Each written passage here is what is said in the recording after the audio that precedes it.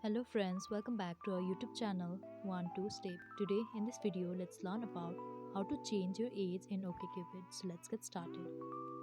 At first, let's get into the app.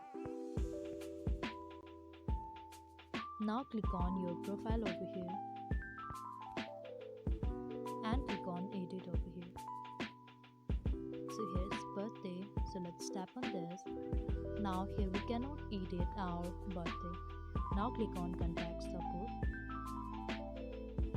Now scroll down and click on this link over here. Now here write your email address and you can add your phone number as well and add your problem, that is